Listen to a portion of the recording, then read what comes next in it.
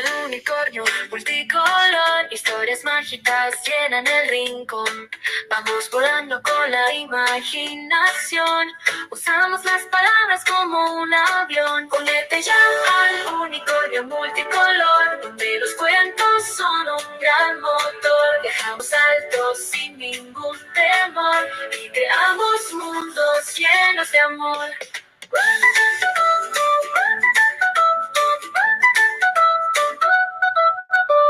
Un libro abre puertas a otro lugar. Princesas, dragones te harán soñar. Con manualidades vamos a jugar. Con nuestras manos todo puede volar. Únete ya al unicornio multicolor, donde los cuentos son un gran motor. Viajamos alto sin ningún temor y creamos mundos llenos de amor.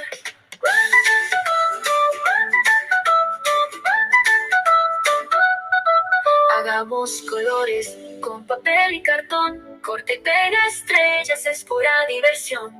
Un lápiz es magia, un pincel es canción, y juntos escribimos una nueva emoción.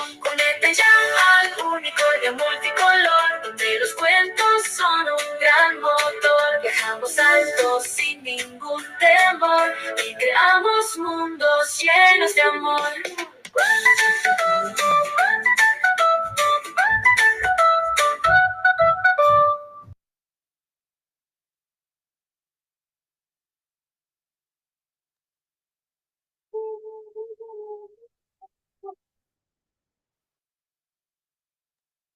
Muy buenas noches, gracias por acompañarnos una vez más en este espacio del Club de Lectura Unicornio Multicolor.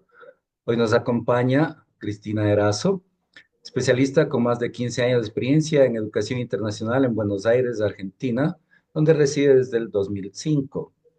Colaboró con la revista ELE desde el 2011 con las secciones Pueblos del Mundo, Criaturas Mitológicas y Patrimonios Naturales de la Humanidad. Asesora de padres, educadores e instituciones educativas, terapeuta sistémica de individuos y parejas, psicóloga educacional por la Universidad Católica del Ecuador, máster en ciencias multidisciplinarias por State University of New York. Bienvenida nuevamente en este espacio, gracias por acompañarnos hoy con este tema tan bonito en este mes de agosto, mes de las artes, el arte en la educación. Bienvenida, Cris. Buenas noches, me escuchan bien, ¿no?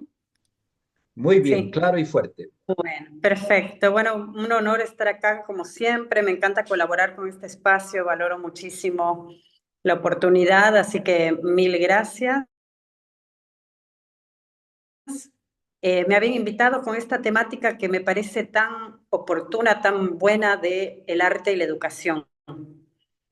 Y aprovechando que agosto, mes de las artes, y que se puede reflexionar siempre en torno a eso, siempre conectando con nuestra pasión común, que es la lectura y la promoción de la lectura. Así que bueno, primero quería empezar indicando que es interesante con ese juego de palabras de la educación, la lectura, las artes, eh, divagar un poco como para llegar a una idea central que nos pueda guiar en esta charla. Y una de las cosas que pensé es que siempre se habla de educar en las artes. Y la verdad que pensando en eso, lo que yo veía es que por ahí es interesante pensar que más que educar en las artes en sí, en esa lógica del pensamiento crítico, de la lectura, conviene más pensar en un tema de educar para pensar como un artista. Esa idea que me planteo la traigo indagando un poco, ¿no? ¿Qué nos puede dar las artes dentro de la educación? Para fomentar los seres críticos, que en el caso que los aboca a ustedes en el club de lectura es la lectura, ¿no? La herramienta, el medio. Eh, ¿Qué nos puede traer? Y claro, las artes en sí son un valor y siempre van a traer belleza, sentido, Pero es interesante pensar el tema vinculado a la educación, de que queremos generar seres pensantes, seres críticos, seres que puedan, más allá de aprender un arte en sí o varios, o apreciarlos, que puedan siempre generar ellos lo que genera el arte. Entonces, por eso pensé en esto, ¿no? De que más que educar en el arte o el arte y la educación combinados, es enseñar o educar en generar pensadores artistas. Y en eso es que me detengo un momento cuando propongo esta idea, ¿no? Pensar cómo sería educar a, a pensar como un artista, cómo piensan los artistas y qué de eso podemos sacar para conectarlo con la educación, con la lectura, con el pensamiento crítico. Entonces, una de las cosas con las que me encuentro es que si nos ponemos a pensar en las modalidades típicas de enseñanza de la educación, suele pasar que a los niños se les enseña, o a los adolescentes, o en el sistema escolar se les enseña como métodos o modalidades o artistas y qué obra produjeron. Y en realidad pienso que correrse un poquito de ahí para no quedarse solamente en replicar o en apreciar lo que ya existe, eh, podemos ver, pensar preguntas como, por ejemplo, ¿qué contextos sociales acompañaba a estos artistas, a cada uno de ellos, cualquiera que uno quiera pensar o sobre el cual uno quiere educar, que generaron que ese artista eh, tenga la obra, ofrezca al mundo la obra que ofrece? Entonces, por ejemplo, pensaba, por ejemplo, en Andy Warhol, que en un contexto de los 50, 60, eh, en un contexto marcado por la expansión del consumismo, esta idea de que se llamaba The Factory, donde producen masivamente, emulando un poco lo que pasaba en el mundo, una industrialización del entretenimiento, como una crítica a eso. Entonces hace toda su obra artística. Pensaba en Ecuador con todo amor y digo, bueno, a ver qué artista podemos poner acá como un ejemplo también, y Guayasamín. Me viene a la mente, digo, bueno, él, por ejemplo, se abocó mucho al realismo social, al indigenismo. Bueno, ¿qué marcó su pensamiento? ¿De qué manera él pensó el mundo que lo rodeaba? Que eso es lo que generó en su obra.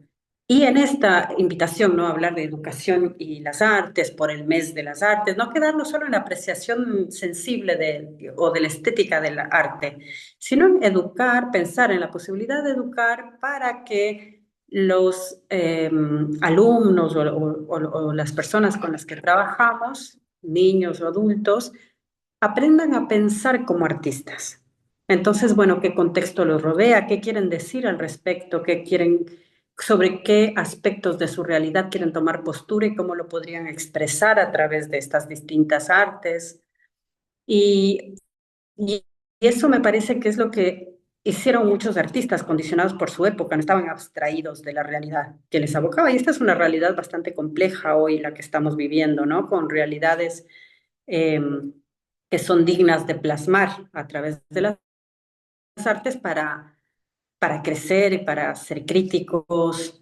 Y en ese sentido también otra acotación con el tema de enseñar las artes o de unir estos temas de educación y artes, que hay tantos métodos, ¿no? Tantas herramientas del arte para poder expresar estas posturas, estas ideas, estas visiones sobre las realidades que vivimos. Entonces, por ejemplo, aprender sobre las distintas técnicas que han usado distintos artistas y no simplemente replicar. Creo que la crítica principal es que la educación en artes no sea conocer artistas ya existentes, históricos, clásicos o modernos, no importa, conocer su obra y tratar de emular o replicar lo que hacen, como por ejemplo se estudia Monet y después crear una exhibición, por ejemplo, de todos los alumnos haciendo pequeños Monets o su versión de un Monet, sino que más bien los invitemos a pensar desde esa lógica artística del pintor, bailarín, porque acordémonos también que las artes tienen tantas variedades, ¿no? Las performáticas, las plásticas, y con esos métodos poder invitar a que ellos hagan su propia representación. Por ejemplo, Monet en sí estaba en una época de mucho academicismo que él quiso criticar y entonces él simplemente fue al impresionismo de plasmar la realidad inmediata, su jardín con colores puros, atrapando la luz. Pensar en eso y decir, bueno, ¿qué de hoy, de tu realidad inmediata, es lo que rechazarías, criticarías y qué otra cosa escoges en lugar de eso? Así como Monet, por ejemplo, en su momento rechazaba el academicismo de las artes y creó el impresionismo. Desde ese lugar lo que estamos haciendo es que generamos artistas. Y si es que el arte en sí no se vuelve la herramienta principal de vida, de expresión, de profesión, de lo que sea, de los niños, adolescentes, adultos que educamos, sí es una invitación a aprender el pensamiento artístico. Desde ahí hay una movilidad que nos lleva a otro lugar. Así que, por una parte, esa es una propuesta que yo quería mencionar. Si hay acá, no me queda claro si acá, aparte de educadores, hay también padres, por ejemplo, padres de familia con hijos lectores e interesados en esta temática. No sé si Jaime me puede aclarar.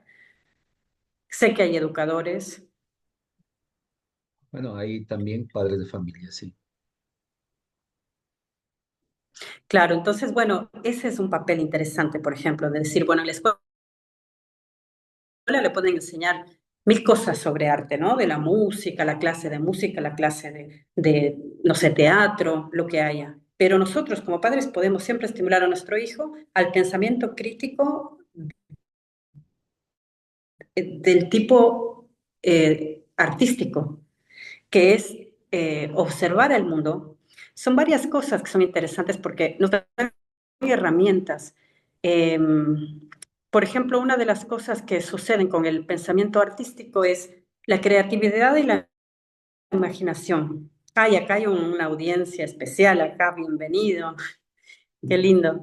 Eh, la creatividad y la imaginación, como poder decir, bueno, que en la educación de las artes o en la unión de esta temática de las artes y educación, siempre pensar que se habilita a la creatividad y a la imaginación, a la sensibilidad estética. Pero más importante, o quizá, bueno, no sé si más o menos importante, pero tan importante como la sensibilidad estética y la habilidad para expresarlo de una manera que cumple los estándares de lo que en el arte se espera, es importante el tema de la expresión subjetiva, del pensamiento simbólico, metafórico, del pensamiento crítico y reflexivo, por ejemplo, esto de la realidad que nos acompaña y poder a través de las artes demostrar una postura a favor, en contra, crítica, no crítica, de adhesión a lo que sucede en nuestro entorno o no. Ese es el pensamiento artístico y eso lo podemos fomentar desde el hogar. Y además es una herramienta que sirve, no importa a lo que después esa persona se dedique, haga, siempre va a aportar al pensamiento crítico. Otra Y cosa quiero, interesante es, por y ejemplo, quiero cómo aportar algo, Cris, sí, ya que sí, comentas esto, ¿no? De que no sabemos qué se va a dedicar. Entonces, cuento la anécdota con mi hijo, con Luis Alejandro. Hace ya sus dibujitos, sus primeros dibujos y todo. Le hemos comprado una carpetita, unas hojitas plásticas y allí va guardando sus obras de arte. Entonces, todos esos dibujitos va allí pues poniéndolos. Entonces, hermosa, hermosa. Ahí veo una, mira el color, la expresión, la forma. Excelente, te felicito. eso es. Bueno, esa es justamente, ¿no? Una de las cosas a la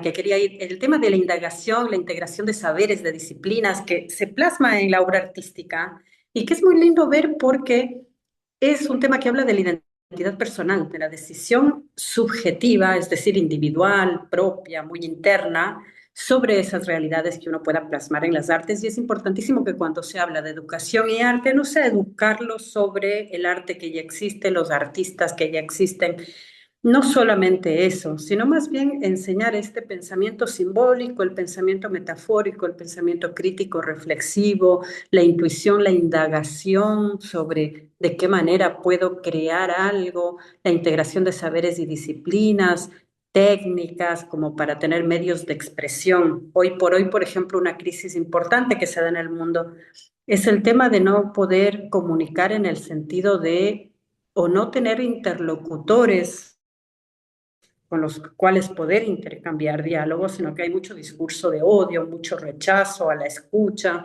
Entonces, a través de esa exploración de la expresión subjetiva con distintos medios que las artes permiten, por ahí se puede generar una posibilidad de comunicación. No porque la arte tenga que transmitir algo, pero sí dar la posibilidad a la persona de expresar su subjetividad y su visión del mundo. Por ejemplo, esto que yo les decía de artistas, ¿no? En los que podemos pensar. Eh, Tenemos, por ejemplo, a Salvador Dalí, que propuso ver la realidad, romper totalmente con el esquema estético de su momento y con el surrealismo explorar, bueno, figuras que en el inconsciente pueden cobrar formas loquísimas, ¿no? El reloj que se derrite, huevos gigantes en la punta del techo de una casa. Eh, me gusta mucho la idea de pensar en que en esa propuesta de educar a través de las artes y de que las artes nos inviten a pensar como artistas más que saber sobre arte o saber apreciar el arte, que en ese pensar como artistas podamos explorar todos los mecanismos de comunicación y que esas herramientas sean las que acompañan justamente la subjetividad de la persona expresada en un campo donde se puede hacer una diferencia. Es como el pensamiento crítico, como los pronunciamientos de posturas personales, donde uno se hace presente desde su subjetividad y también desde su identidad. Yo recuerdo, por ejemplo, en la Capilla del Hombre en Ecuador, que me encanta visitar cada vez que voy, que hay secuencias de cuadros que vienen en una serie que Guayasamín los pensó como un hilo de narrativa. Por ejemplo, hay uno que habla de los pueblos negros en Ecuador y la opresión que históricamente han vivido. Y yo pensaba que interesante como artista que él decidió hacer tres cuadros, que si no son los tres juntos, la narrativa no está completa. Entonces, ahí tenemos, por ejemplo, esto de pensar como artista, cómo componemos una obra, cómo le enseñamos a un niño en una escuela, en un proyecto escolar, en el hogar, a nuestros propios hijos, que conecte distintas expresiones hasta tener una narrativa, donde ahí en ese pensamiento como artista está expresando ideas, visiones. Y es interesante cómo esto se toca en los extremos con el tema de la lectura.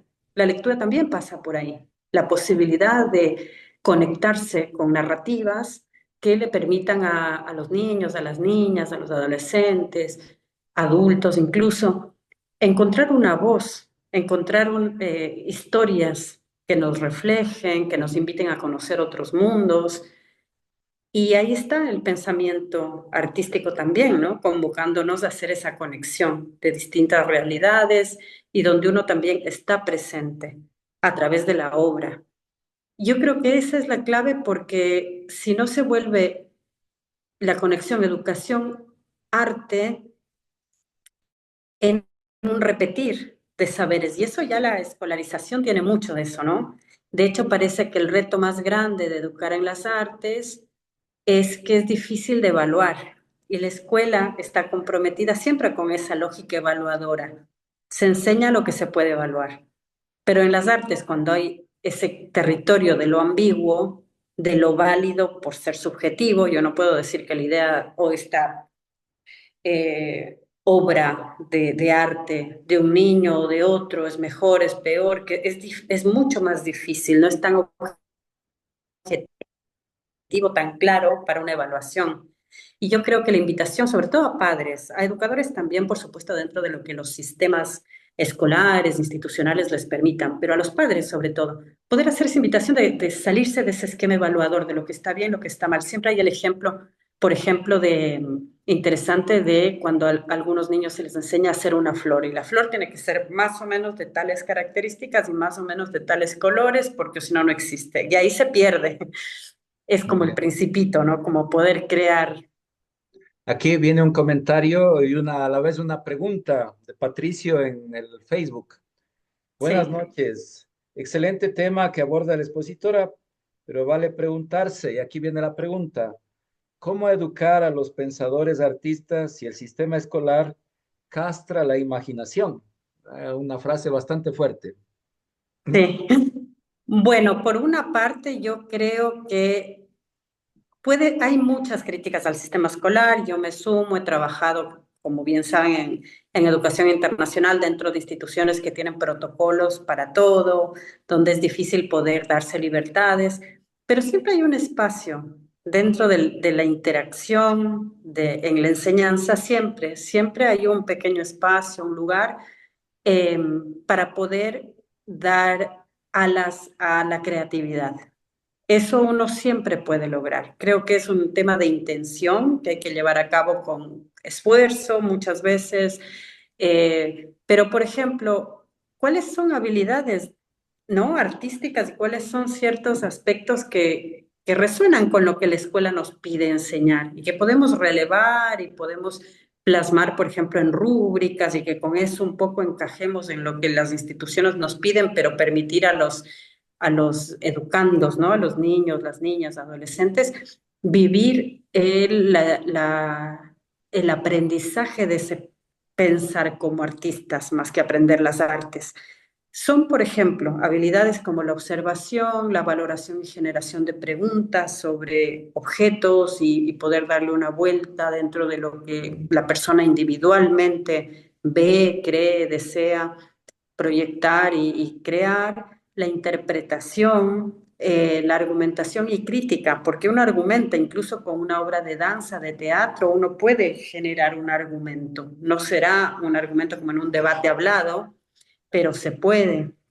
Y es una habilidad importantísima la argumentación, el encontrar, ¿no?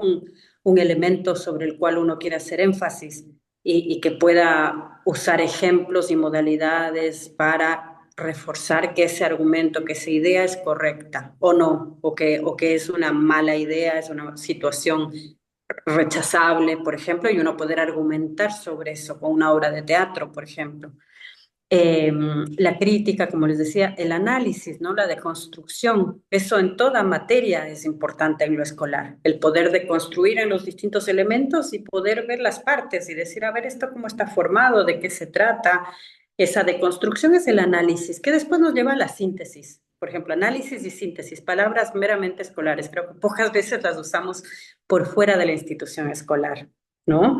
Entonces, por ejemplo, en esa conexión del aprendizaje de las artes o del aprendizaje a pensar y a crear como artistas, más que aprender artes en sí, podemos recurrir a este análisis, síntesis. La síntesis sería encontrar coherencia, integrar, generar sentido, ¿no? Y ahí podemos, de alguna forma, me parece a mí, sumarnos a algo que es auténtico, genuino y que no castra, como se dice, bueno, con esta palabra fuerte, pero que, bueno, puede ser válida, ¿no? De cómo las instituciones a veces coartan en mucho todas las posibilidades de los niños, porque niños y adolescentes, ¿no? Cualquiera que esté en una situación de aprendizaje, pero que los encarrila en ciertas determinaciones de lo que uno debe demostrar. Además, siempre miren una cosa importantísima, y ahí los padres y madres tienen muy buena oportunidad para actuar, siempre en lo escolar es para ganar una nota, ¿no? Para pasar el año, para cumplir con ciertos estándares de un proyecto, e incluso en hacer un dibujito. Y la verdad que es muy bueno poder correrse de ahí y pensar de manera más pura, ¿no? La creación del pensamiento artístico en un niño. Y pensamiento, digo, no solo en la idea, ¿no? Sino de poder plasmar eso como el dibujito de su hijo, precioso, que él orgulloso muestra y tiene a él genera un sentido, demuestra qué está pensando, qué le gusta, qué observó, valorar eso, validar eso y elevarlo dentro de los elementos que las escuelas nos dan y nos piden, ¿no? Saber poder encontrarle cierta conexión con lo que institucionalmente hay que cumplir. Pero los padres y madres sí pueden validar eso por fuera del esquema de tener que cumplir con cierto estándar, ganarse puntos, tener buena nota, eso en el hogar o en la expectativa que los padres pueden demostrar y mostrar a sus hijos. pueden correrse completamente de esa necesidad, de lo que está bien, lo que está mal, lo que cumple el estándar, lo que no cumple el estándar, lo que tiene una buena nota, mala nota. Podemos evadirnos de esos requerimientos, ¿no? institucionales. En esa libertad se puede crear pensadores artistas. Y es un poder que todo padre y madre tiene. No sé si hay Bien, comentarios, preguntas. bien. Damos la palabra a quien quiera comentar, puede levantar la mano o escribir. Eso. Bien, allí podríamos, mientras se animan a hablar, allí la última pantallita, ¿por qué educar en pensamiento crítico a través de las artes? Adelante. Bueno, una cosa que yo quería traer con esto y que la imagen muestra es que cada uno piensa a su manera, ¿no? Y hay gente que tiene por ahí más, eh, es más proclive a generar más ideas o a expresarlas. Por ahí todos generamos y algunos lo expresan, otros no tanto. Pero es bien importante ver que en el pensamiento artístico, que sería lo que queremos como objetivo en esa interacción de educación y artes, cada cual puede ser lo que es, lo que quiere, y es en esa riqueza de diversidad en la que se genera la belleza y la creación del sentido del arte. Yo, por ejemplo, una cosa que quisiera preguntarles si se animan o a comentar en el chat o hablar es experiencias que tuvieron donde fueron creativos en la escuela o fuera de la escuela, crearon algo que les gustó y que era suyo, su creación.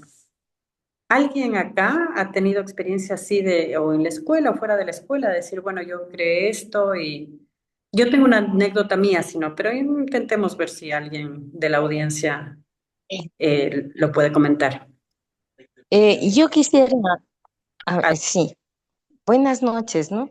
Buenas Ha noches. sido un Adelante, gusto Adrián.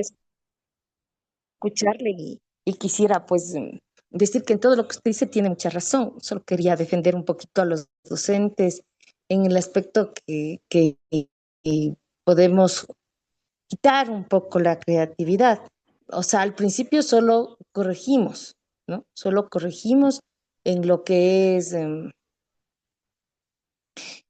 realidad. O sea, la vaca no puede estar pintado de morado o verde, ¿no? Pero la creatividad en otras, en la estética, en el área de cultura estética, si lo están creando a su imaginación con su creatividad, es aceptable la creación de ellos. En una palabra que usted tiene escrita ahí dice valoración. Tomando el ejemplo que decía Jaime, que se puede, él desde pequeño está valorando la creatividad de su niño. Entonces, esa palabra tiene mucha connotación, el valorar, el valorar. Y de ahí le motiva, le hace un seguimiento y pues llegará a expresar el arte. De ende, todos los maestros tenemos que ser bastantes creativos. ¿Y de dónde nos viene la creación, la inspiración? Es todo lo que usted nos acaba de decir. Esto. Y te decía de un ejemplo de cuando es creativo. Realmente cuando nosotros presentamos como niños, como seres humanos, como cualquier ámbito, una obra de teatro, una dramatización, nos sale la creatividad. Ponemos mucha creatividad y lo plasmamos muchas veces en dibujos. Pues dibuja ahora sí, ¿qué te trajo esta historia? ¿Qué te trajo este cuento? Entonces ahí lo plasman o de vivencias de ellos. ¿Cómo viviste tus vacaciones? ¿Cómo pasaste la Navidad? Entonces ellos lo plasman con dibujos y son muy creativos, muy creativos. Y al contrario, todos sí valoramos muchísimo la creación en los niños y en los jóvenes. En los jóvenes aún es un poquito más, creo, porque son, aparte de plasmar en dibujos, en poemas, en frases, lo plasman en su vestimenta, en sus expresiones y las locuras pues que tiende a ser todo joven. Entonces, a esas experiencias, todo eso sumado, le da toda esa creatividad. El problema es que a veces dejamos, ya un poquito más adultos, dejamos de pensar en el arte, pero nos recreamos y volvemos a vivir cuando a alguien se le ve un poco más creativo y diferente a uno mismo. Esto es lo que quería yo expresar. Gracias. Qué bueno, antes de que participe Luis, si me esperas un poquito, quería tomar esto que indica Adriana y que es muy acertado. Qué interesante, por ejemplo, poder marcar la diferencia de realidad y subjetividad, ¿no? En la vaca pintada de morado. El pensamiento artístico acá sería justamente esa valoración tan acertada que usted indica, valoración con el doble significado, ¿no? De valorar en tanto que tan bien está, ponerle un valor, asignarle un valor casi siempre con respecto en el modelo escolar, con respecto a una nota, un estándar, y también valorar el tema de tratar de evaluar desde qué lugar viene la persona cuando proyecta esto, cuando pinta la vaca de morado, por ejemplo. Y en esto, ¿no? Que indica de la creatividad siendo un motor de comunicación y de poder expresar, incluso responder, ¿no? A cómo pasaron la Navidad, cómo fue esto, que siempre en un dibujo puedan compartir su experiencia y poder leer ahí es interesante. No te van a contar solamente actividades, van a contar cómo las sintieron, si fue cálido, si fue feo. De hecho, yo como psicóloga sé que los test proyectivos son dibujos que se pide hacer a un paciente para a través de la proyección que hay en esos dibujos tratar de indagar qué es lo que sucede en el mundo interior de un niño o una niña, por ejemplo, porque son expresiones que denotan mucho más de lo que está plasmado. Uno puede ver simbolismo, puede ver subjetividad, proyección, así que es interesantísimo y muchas gracias, Adriana. Me parece excelente y creo que el último tema que quería comentar que me hizo pensar su intervención es algo que tenía reservado que justamente me parece importantísimo. En ese crear pensadores de arte, pensadores, en lugar de enseñar las artes, enseñarles a pensar como artistas, ¿cómo perdemos, ¿no? Nuestra expresividad creativa? ¿Cómo un niño pequeño hace ese dibujo precioso y lo muestra y sabe que ahí ese es su dibujo, está expresando cosas y de grandes no nos animamos mucho más a actuar, por ejemplo, a danzar como medios de expresión? Y ahí está justamente la participación y la injerencia del mundo, ¿no? Donde nos empiezan a encasillar que por ahí en la clase de música se hace música o en la clase de danza se aprende, pero después uno no va danzando por la vida. Y es interesante que perdemos ahí una posibilidad de expresión. Y es interesante en este generar pensadores que piensen como artistas, que puedan ver herramientas y caminos de expresión y de toma de postura frente al mundo, ¿no? Incluso yo, por ejemplo, trabajando con población internacional, donde casi siempre hay un hilo conductor de idioma, que es el inglés, chicos que no hablan del todo inglés, que tienen como tercer, cuarto idioma el inglés, y sin embargo a través de la expresión artística sí pueden demostrar saberes. Y es interesante porque me pregunto cómo sería si los adultos, por adultos, no por el idioma, pudiésemos expresar más nuestras posturas, nuestras opiniones, nuestras curiosidades a través de ese pensamiento artístico que muchas veces queda coartado a lo escolar o a la materia tal y no integrado a la vida. Y cuánto pensamiento crítico por ahí perdemos, ¿no? La oportunidad de ejercitarlo. Así como en la lectura pasa que uno a veces leyendo un libro se despliega un universo y después queda relegado, ¿no? A ese libro, no a la vida. Así que muy bien, mil gracias, Adriana, y todo mi respeto a los educadores, es una tarea. Yo he estado en las aulas por 15 años, la verdad que es heroico el trabajo que se hace y estamos muy regulados por lo institucional, ¿no? Los requerimientos, los protocolos, los tiempos, que son siempre tan apremiantes, nunca es suficiente. Así que nada, existe eso, pero bueno, siempre que demos espacio a que nuestros pensadores de arte, pensadores a quienes estamos educando en que piensen como artistas, puedan crear sentido y que puedan crear sentido y expresarlo por distintos medios, donde las artes se vuelven una herramienta valiosísima. Siempre que eso se permita, está perfecto. Eso es lo ideal, digamos. Así que muy bien, mil gracias y quizá quiere participar Luis y a partir de eso seguimos con esta temática. ¿Cómo están? Un saludo fraterno para todos los que estamos participando acá. Mi nombre es Muy Luis, bien, estoy desde muy bien. Babahoyo, comunicándome Gustosos con de ustedes. escucharte.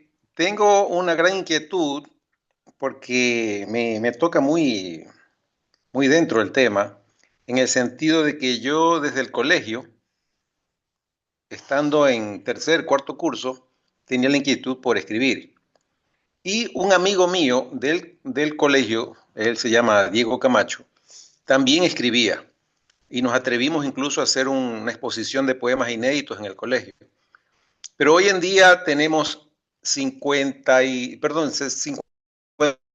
y 58 años y mi compañero Diego Camacho, además de escribir poemas, también se dedica a pintar. Hace aproximadamente unos 10 años visitábamos su casa. Los que visitábamos su casa nos dábamos cuenta que había unos cuadros por ahí pintaditos y todo eso. ¿Quién hace eso? Dice, yo que lo hago de hobby, dice. Pero eran cuadros, si bien es cierto, estaba empezando, pero ya se le notaba una línea y se le notaba una profundidad en su... Hoy en día hace unos cuadros hermosos, pero él no se considera artista. Él se dice, es un hobby que tengo. Pero de pronto, bueno, yo digo, no, hay personas que se forman, tienen una formación y es considerado artista. E incluso hay quienes dicen, tengo una vena artística. Pero en la familia de mi amigo, por ejemplo, nadie le ha dado por escribir, nadie le ha dado por pintar ni por bailar, nada. Pero él escribe poemas, está escribiendo un cuento y pinta, e incluso escenarios que él ni siquiera los ha vivido, de pronto los imagina. Escenarios, por ejemplo, de paisajes europeos, cuando él nunca ha ido a Europa. Otros de pronto subjetivos, pero tiene ciertas tendencias. Yo soy curioso y yo a veces le digo, mira, tu tendencia es esta, yo veo ahí una semejanza en tal artista, pero él dice, ni lo conozco, me dice, por ejemplo, ¿no? Entonces, yo apelo en este momento a la psicóloga, ¿en qué momento, qué factor es el que detona que una persona llega a tener ese nivel de que tiene que expresarlo? Es como una necesidad más que cumplir con alguien, es una necesidad interna, ¿sí? Y de pronto alguien pinta o escribe con el afán de escribir un libro o de pronto venderlo. Pero ¿qué pasa con aquel que lo pinta desde muy de su intimidad? Y de pronto las personas no están diciendo, el artista fulano, ni él se considera artista, pero yo te puedo decir, él podría tranquilamente participar en cualquier galería y sería un excelente expositor.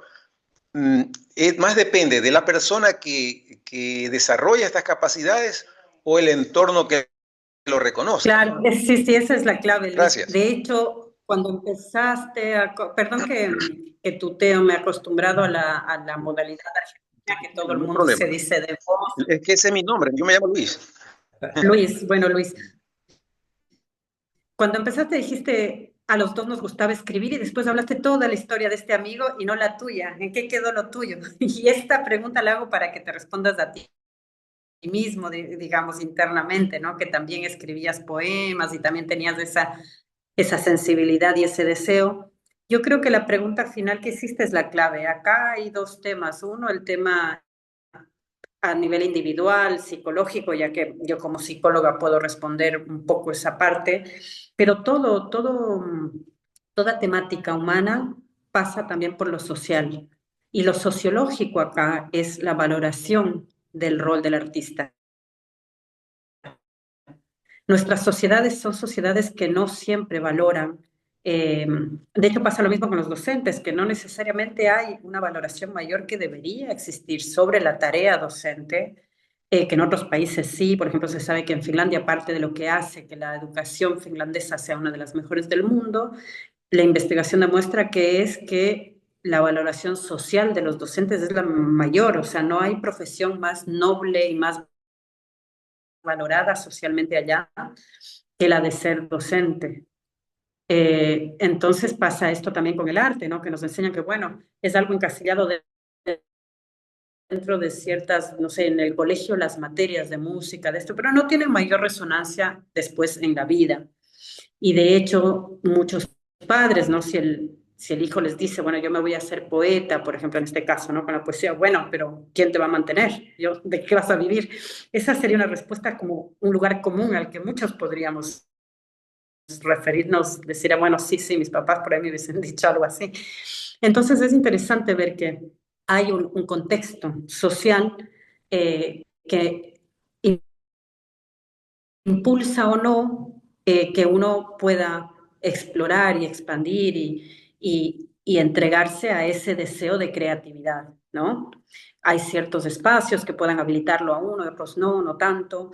Entonces, uno de los temas importantes, por ejemplo, es que socialmente se exija, se pida y se crea firmemente en el derecho a la cultura, el derecho a las artes. Es maravilloso que exista el mes de las artes,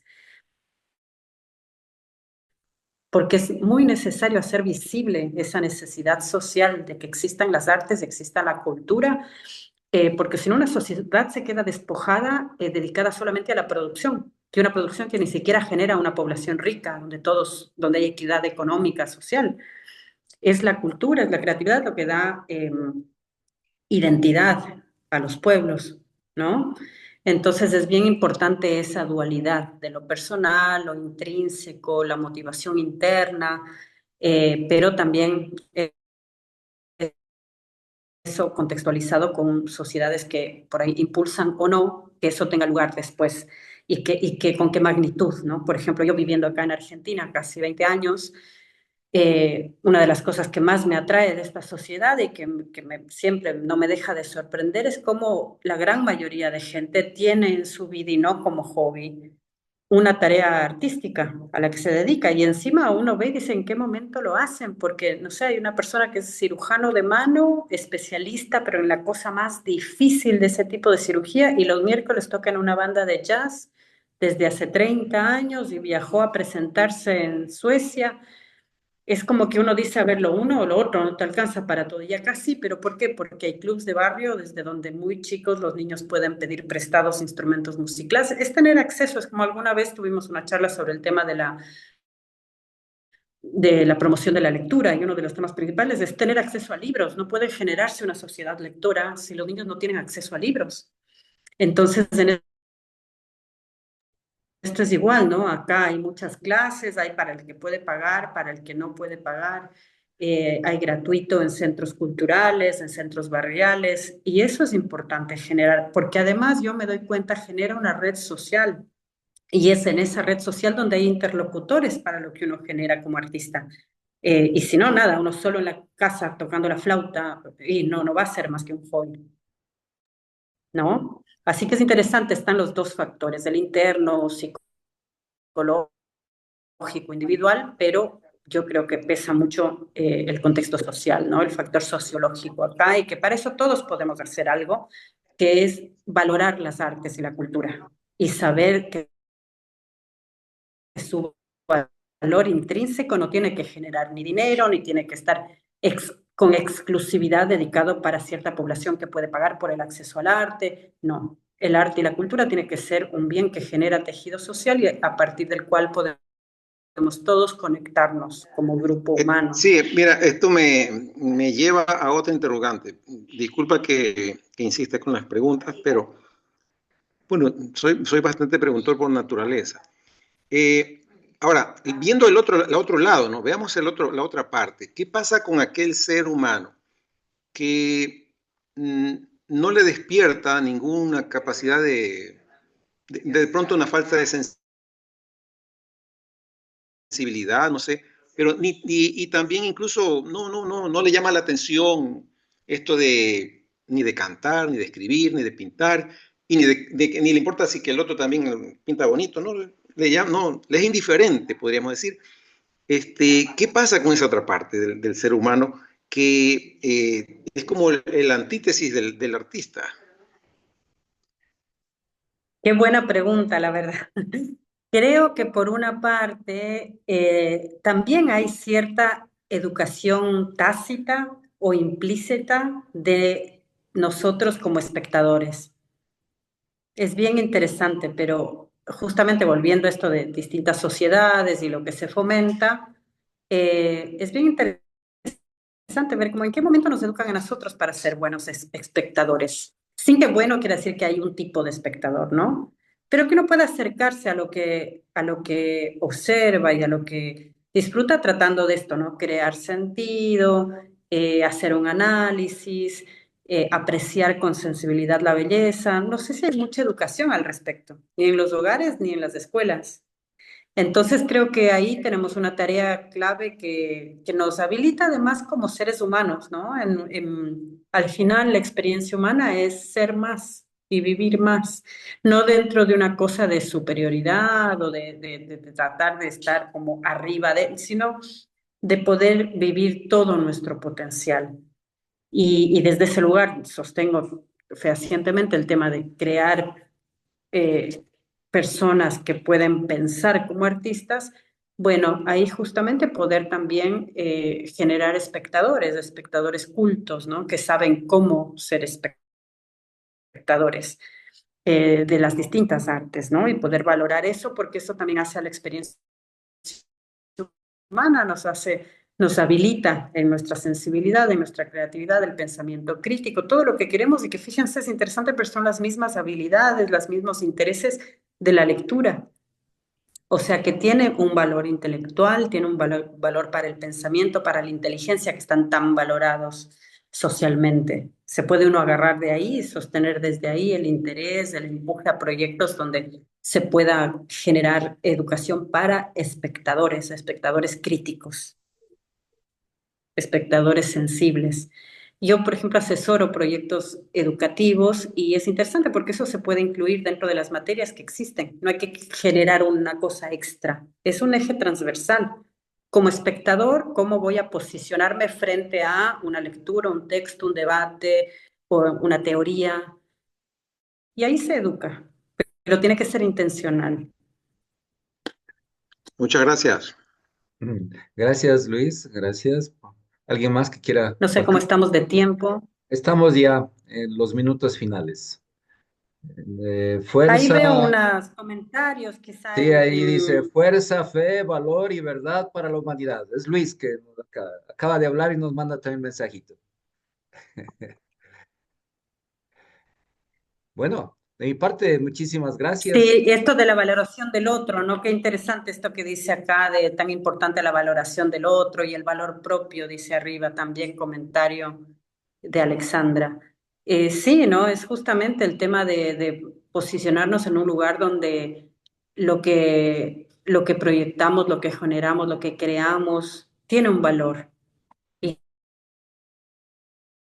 y que no tiene que necesariamente ser ni un valor comercial, ni un valor dentro de estándares dichos por instituciones, sino por lo humano, ¿no? La experiencia humana que compartimos y ahí está un lugar privilegiado para el pensamiento artístico, para la expresión artística, que el mes de las artes, por ejemplo, simbolice esa expresión que nos hace una cultura única.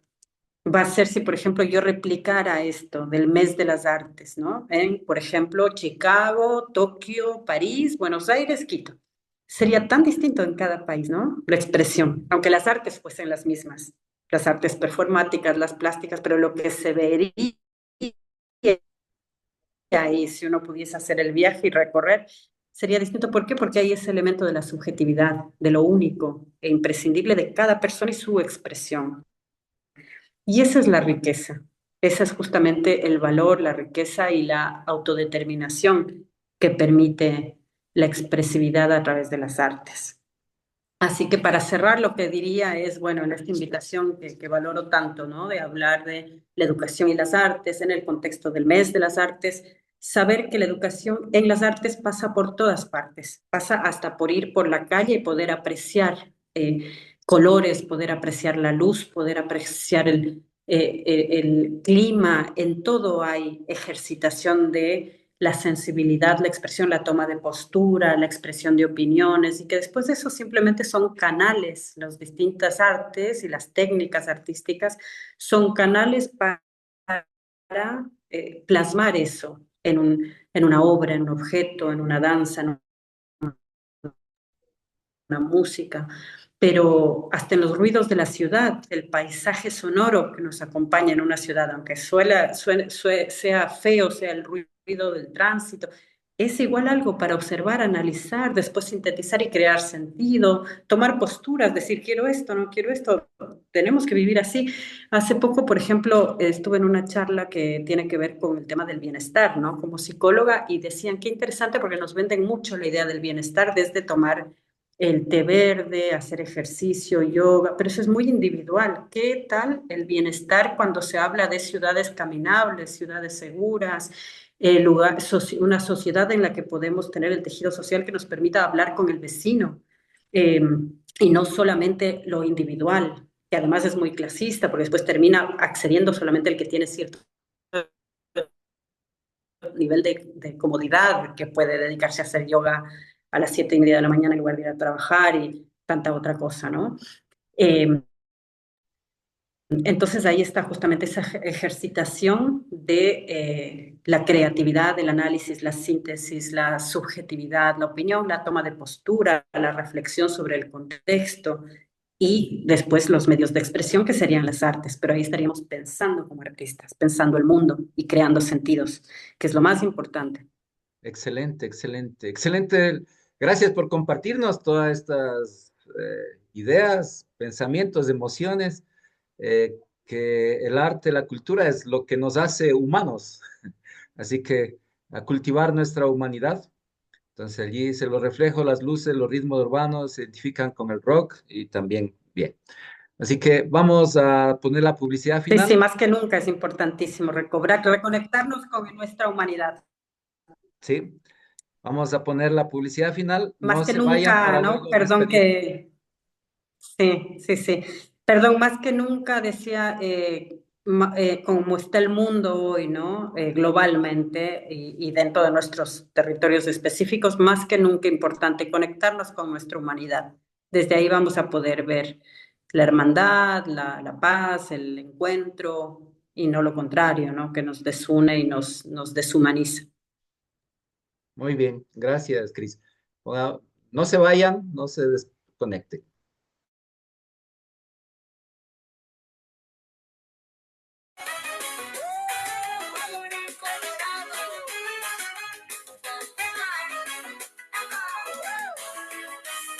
Colorín colorado, el cuento ya se ha contado, pero amigo no te vayas, aún queda mucho lado. Tenemos otro capítulo que está por comenzar.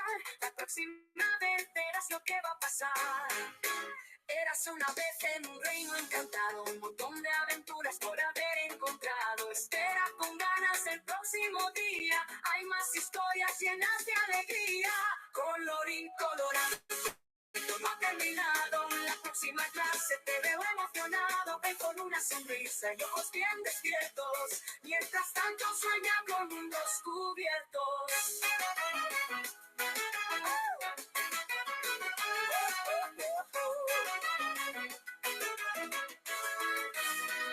Érase un dragón que el cielo cruzaba, junto a un valiente que siempre soñaba con descubrir misterios en cada rincón. Sigue el cuento con la misma pasión, y aunque hoy terminó la historia de hoy, mañana traerá sorpresas y esto